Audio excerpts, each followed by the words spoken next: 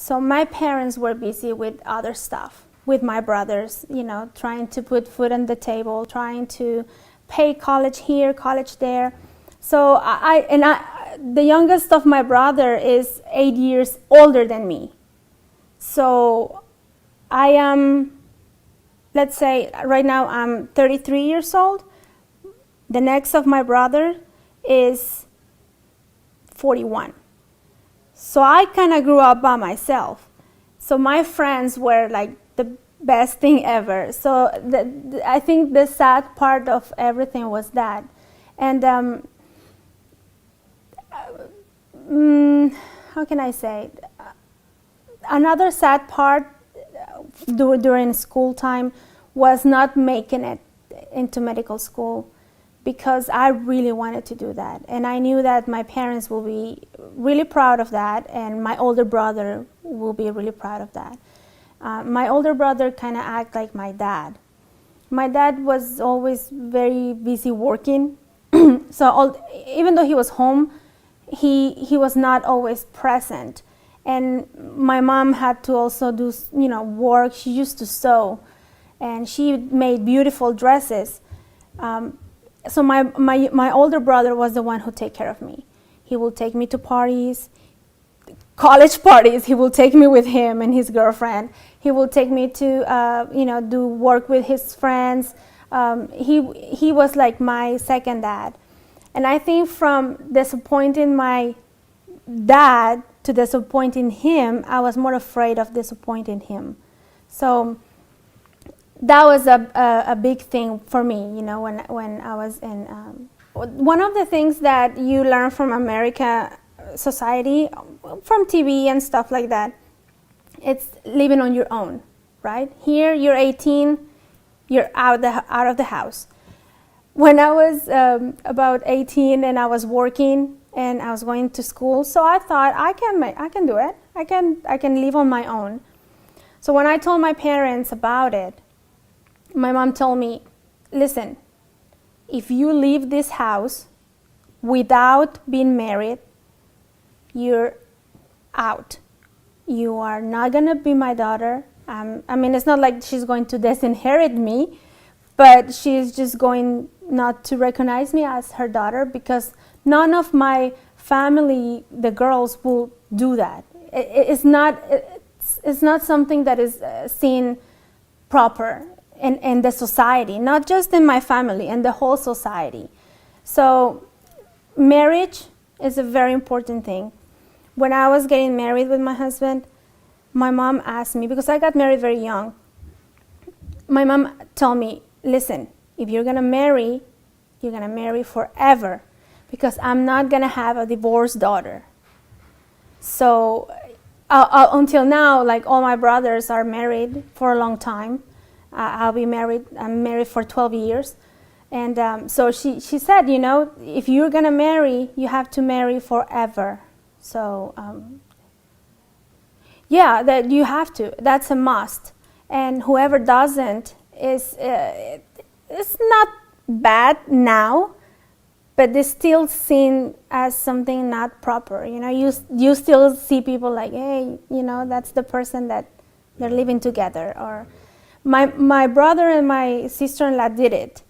They started living together, and when my mom found out, it was hell for my brother. So after that, they married. Like, I think they lived together for 3 or 4 months.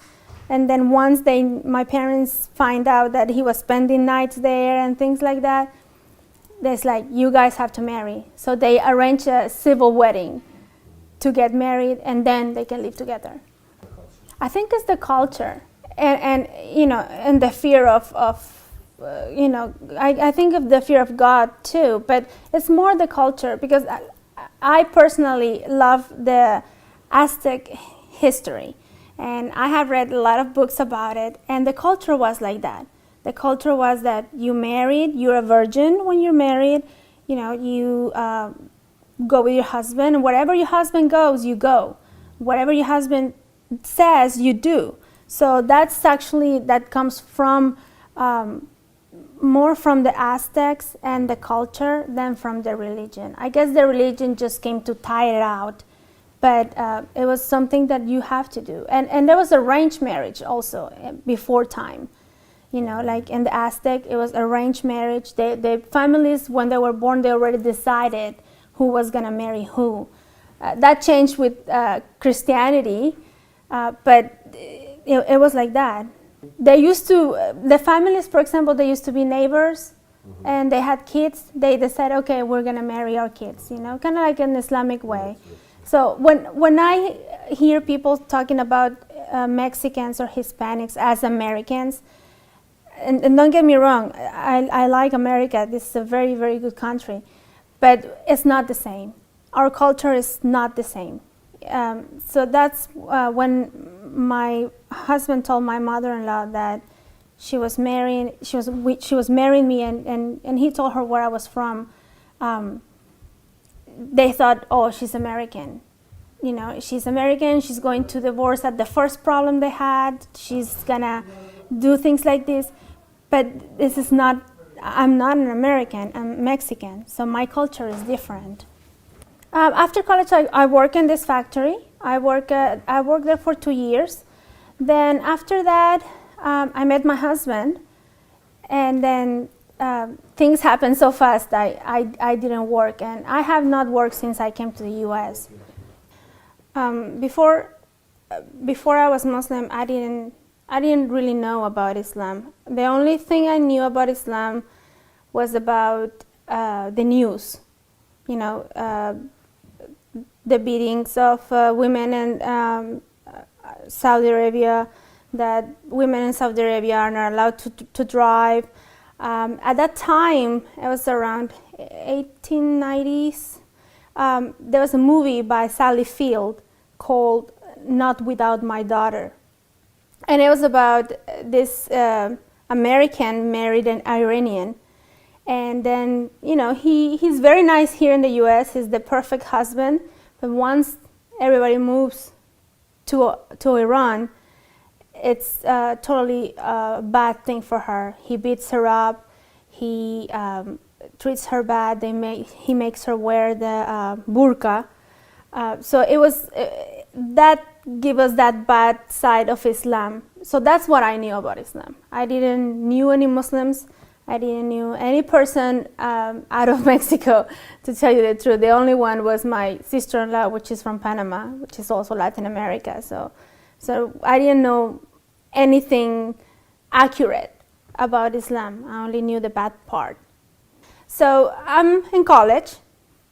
I stopped working, and at this time, my life, it's a party. College, it's party. You go to school, then weekends is, you know, you go party with your friends, and that was my life. And one of those parties, one of my classmates from college had a birthday in his house, so we went. And he also worked in a factory that my husband visited from the U.S. And that's, I think it's just destiny, or, you know, like Allah's will. I think that's what it was, because my husband was going to go somewhere else. But the person that was going to take him somewhere else stood him up. So then he called my friend, asked him, hey, what are you doing? It's like, you know, I cannot go out. I have a party in my house. Do you want to come over? Engineering in my country is a men's thing. There's not many women. The percentage of women in engineering is very low. So then my husband asked him, how many girls is there? He was also a single guy. How many girls is there? And the guy said, oh, like, you know, 5. He's like, oof. He's like, okay, I have nothing to do. I'm already ready. I'm just gonna go. And he's like, okay. So then he came to the house, to the party, and that's how I met him.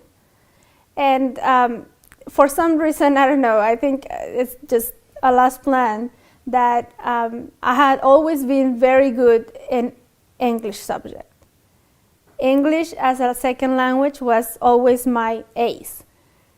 So I had, you know, some knowledge of English. He didn't speak any Spanish, So we started, this conversation, and he had to leave the next day. So we just exchanged numbers and left.